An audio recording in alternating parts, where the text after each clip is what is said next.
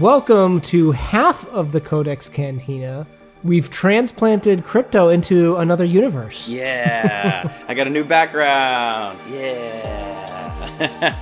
As we mentioned in our TBR, if you follow that, Krypto is traveling in Oklahoma this week, so we're going to have a couple videos where he might be in a different setting. Yeah, I'm out visiting my grandmother in Oklahoma, and so you get the new backdrop here with all of her books from the 1960s. All right, in this video, if it bleeds, it leads. The infamous statement that everybody, I think, knows at this point and probably was fairly obvious. I don't know if Stephen King really needed to point that out. But let's talk about what that it is. I think he kind of did all the work for us and drew the line in it. But just in case you weren't sleeping, we'll go over it. Right. All right, welcome to the Codex Cantina, where I'm Una. And I am Curly. Do you get that reference? Yeah, because you're in Oklahoma and your hair is shaggy from not being able to get a haircut. No! Curly's the main guy in the play Oklahoma. Doesn't he die? No! It's been Curly's a while. the hero. It's been a while. Oh, yippee-yi-yo. Oh, jeez. If you didn't know, this was published April 21st of 2020, 2 weeks earlier because of the COVID crisis. And we are doing a read-along with Leslie from The Nerdy Narrative and Brad from Brad Proctor. Great channels. Go check them out. I really encourage that. All right, so we got to start off with the warning here because it's not like the book tells you. So Holi Gibney is not a new character. She was in Mr. Mercedes trilogy.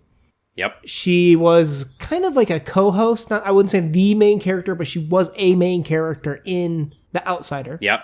And now finally she's our leading lady, particularly after how well the HBO show did and having the famous actor play Holi Gibney.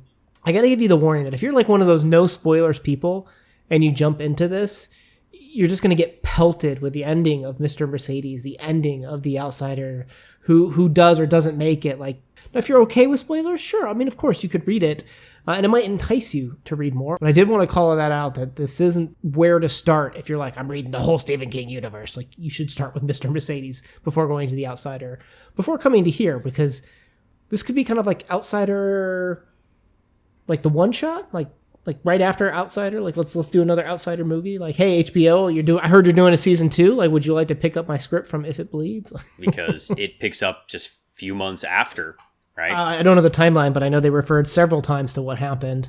Now let me ask you this. So I've done The Outsider. You have not in its entirety. I think you started it. Yeah, we got 2 episodes in and we had to quit. People have been referring to this. I've looked at some reviews online as like a character piece. This isn't a character piece at all.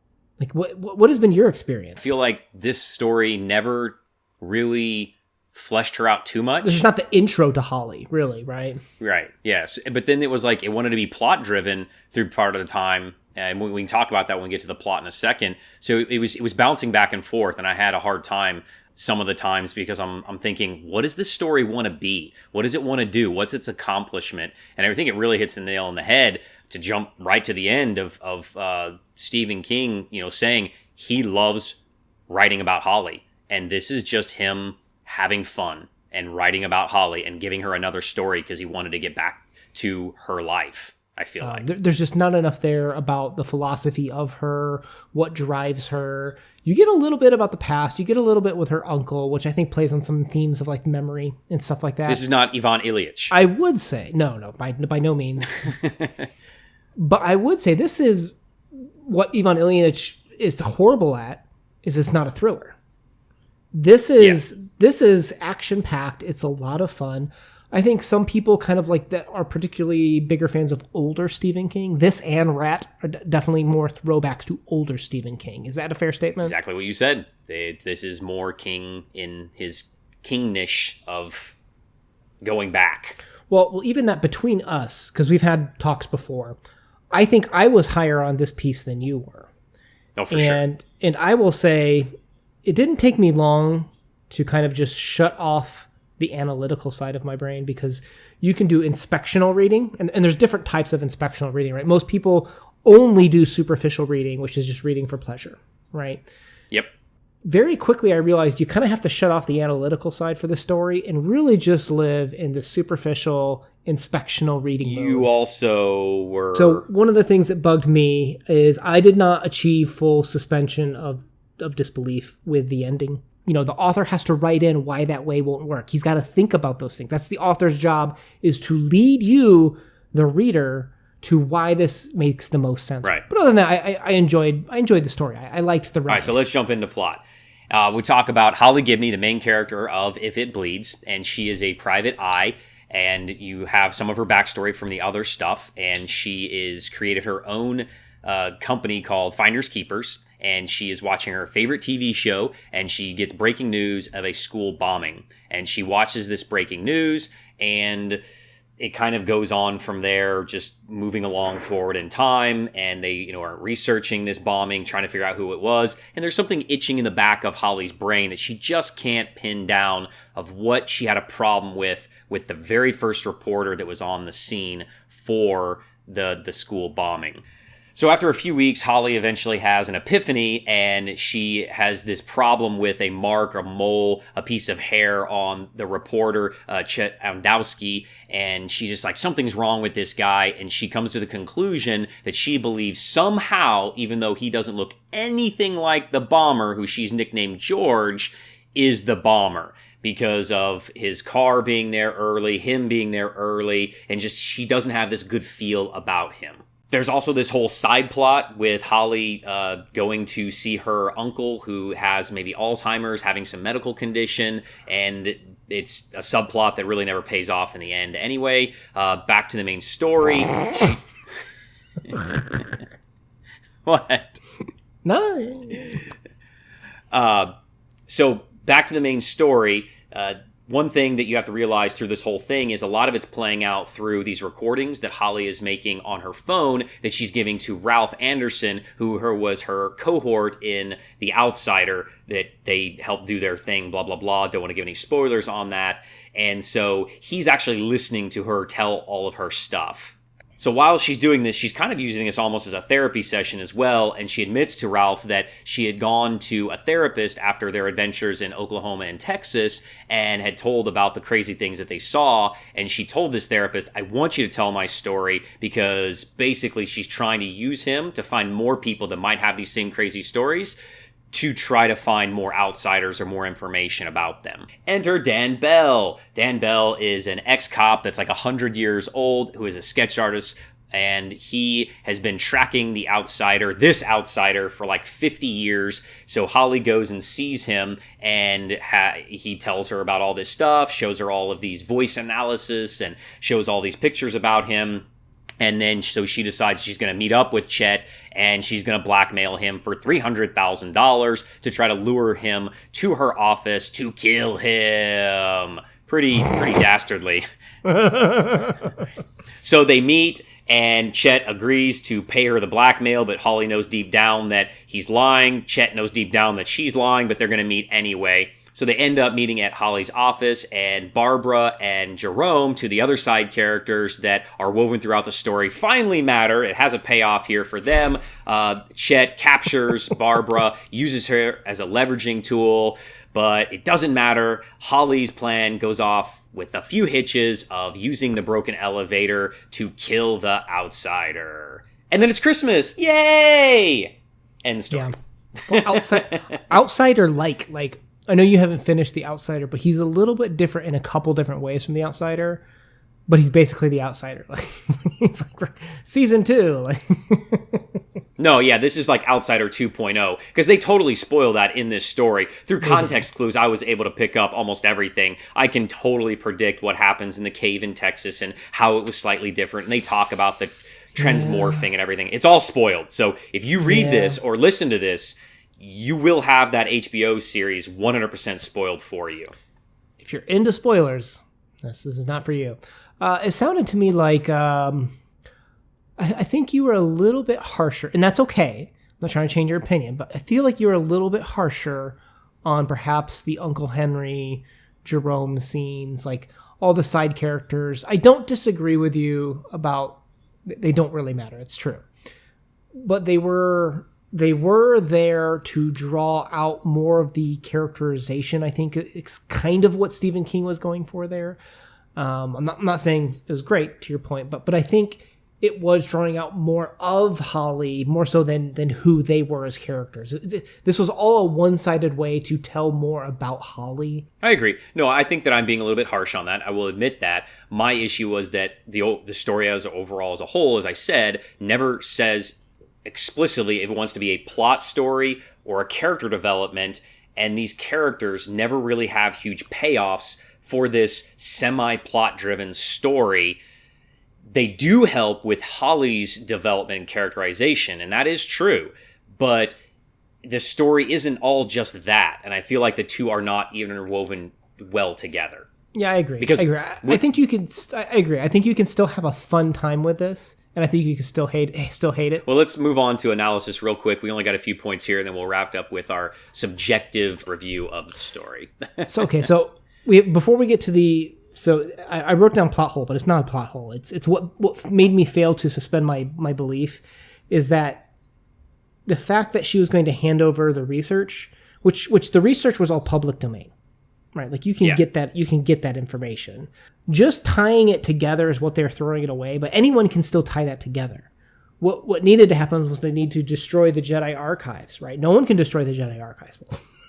That's what they needed to do, is they needed to actually destroy that footage in the source material to really sell for me that this is going to matter. Otherwise, it's like, well, anyone else could just notice it. Like, I think that's a really good point. My only kind of semi-rebuttal to that is the fact that Mr. Bell was in a unique position of having his abilities of memorizing faces have followed Ondowski for 5 decades to be able to connect all those dots, because somebody... If Holi started, it would have been much more difficult for her, or taken many more years of research, or maybe she wouldn't have the skills to be able to do that. So I can understand that point. But yeah, I think that it's not too much of a plot hole.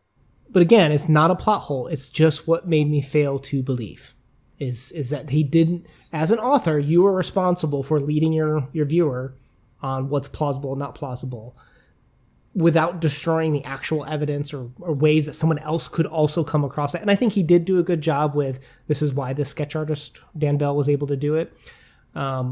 That's what made me fail to dismiss. I'm not saying it's an issue. In the same way with the rat, I didn't care for the way he handled that. But I'm not saying that it was problematic. I'm not saying it was poorly written.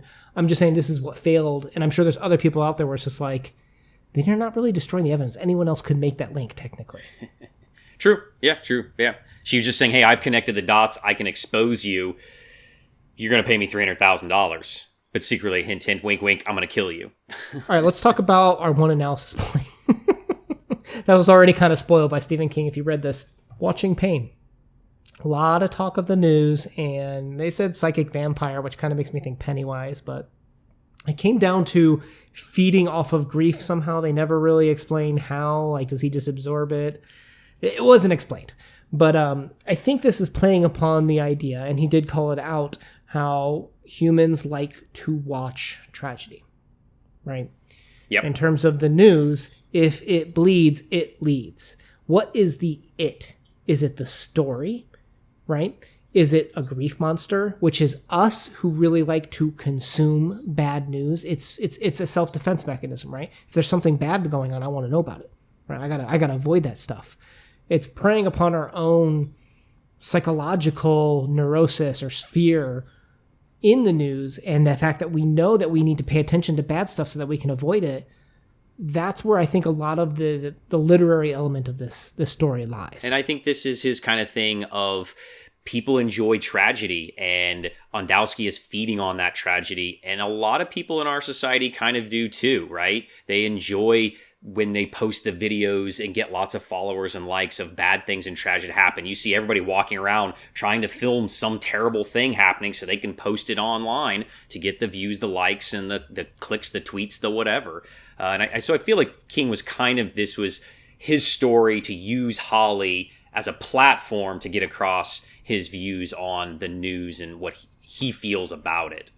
It's so crazy. I talk about it with my wife sometimes, that like, if you see a guy that's just getting beat up, like let's say you're going into the subway and you see one dude attacking another dude.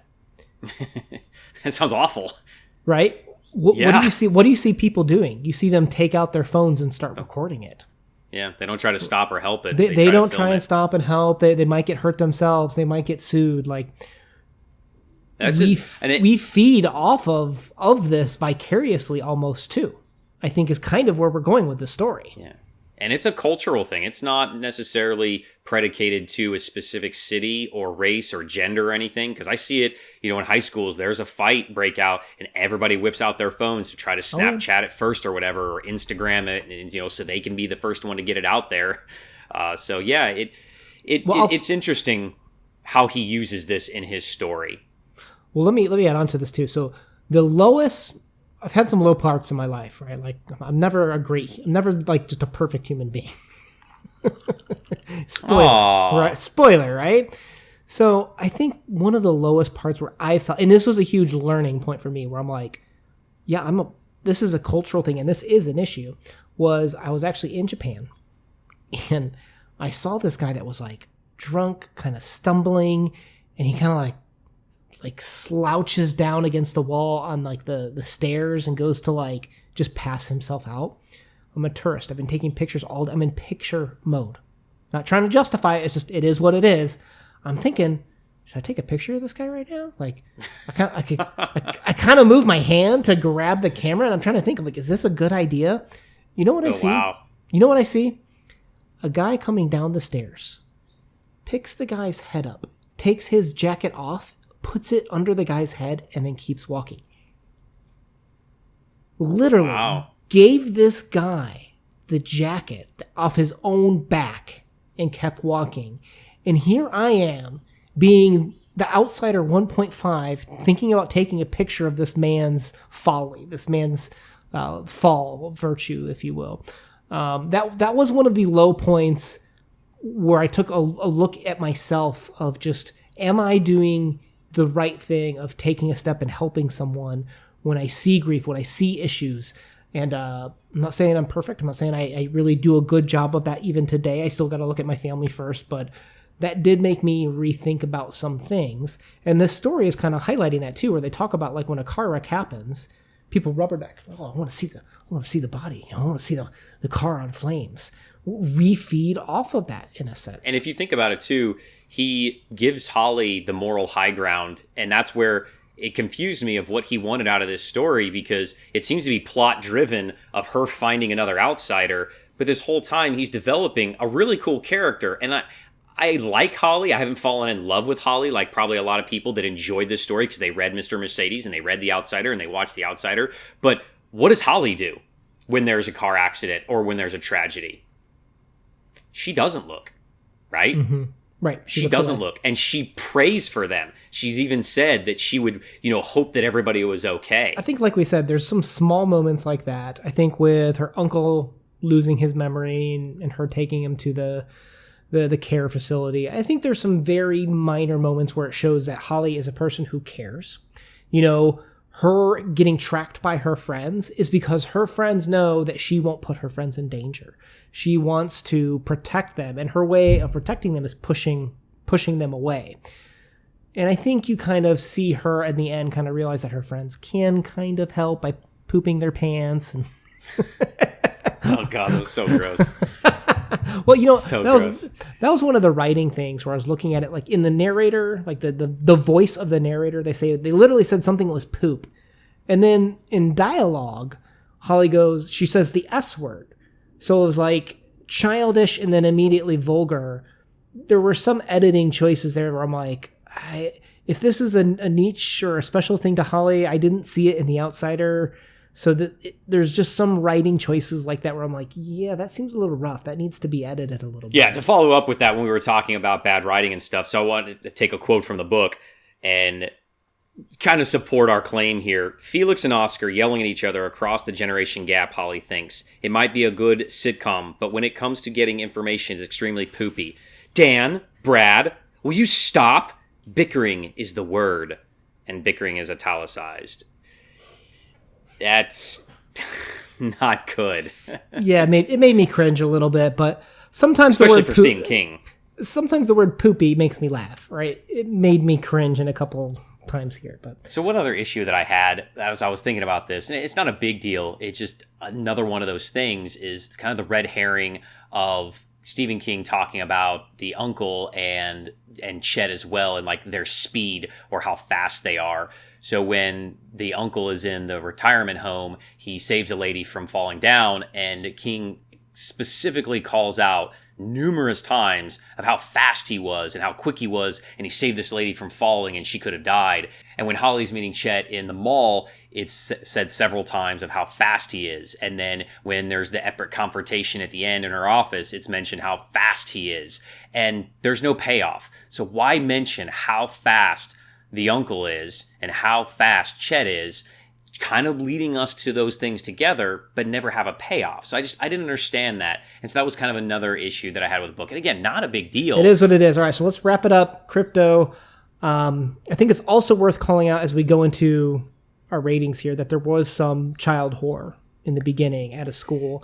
You being a currently practicing teacher, that can hit home pretty hard too, right? So maybe teachers might be put a little off, but Stephen King has done child horror before. So I just want to call that out too, because we kind of forgot to mention that. But I was going to say, but going into subjective ratings, I'm going to go with I enjoyed the ride. I don't think there's a lot of literary value, but once I kind of realized he wasn't really going for big statements here, it was more for action, and I think he kind of pulled it off.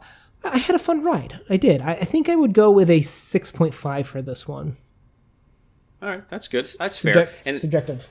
Yeah, subjective. And I know that a lot of the reviews, people are like, Stephen King nailed it. He did so good. And I think that, it's always a personal enjoyment, ride, whatever you want to call it. And for me, it didn't happen this time. I enjoyed all three other stories a lot more. And I would give this one barely a 4. And that's just because there were parts that I did enjoy, but I couldn't get past the bombing of the school. Really was hard for me personally, and after that I had to stop listening to it, and I got a hold of you, and I was like, man, this is gonna be rough for me. If this is never gonna be something that he's gonna go past and it's gonna keep coming back and back and back again throughout the story, I'm gonna struggle finishing this story, and I'm definitely not going to enjoy it. So that put me in a negative spot already. And you can be mad at me for not enjoying this story, but I think it's fair to say that my own personal experiences of being a teacher and seeing tragedy and knowing what our kids have to go through to go to school today, and knowing that could realistically happen, it's hard for me to swallow and enjoy a story like that. When we said before, this is supposed to be superficial brain candy reading. To me, it was not. It was just like, whew, that's a big pill to swallow. So yeah. Right. I think it hit close to home. And also, to be fair, you haven't read The Mr. Mercedes. You haven't read The Outsider. There was no claim that you needed to. And there's spoilers left and right. I am a very big anti-spoiler person. I hate spoilers. I don't even watch movie trailers anymore because they spoil too much of a movie. I don't read the jackets on books or anything because I don't want anything to be spoiled whatsoever. And I know you're the same way. So this no, kind I'm of... not. I don't care. It was a double... about spoilers. What are you talking about? Oh, okay. All right, guys. Thank you so much for checking out the video. Wasn't the best of the talks for us. This was more on the thriller side, more so than the literary side. But I think it was fun. I think it is interesting to think about the grief side of things. If you guys are down for more Stephen King and other literature discussions, please consider clicking that subscribe button, and we will see you then. Peace.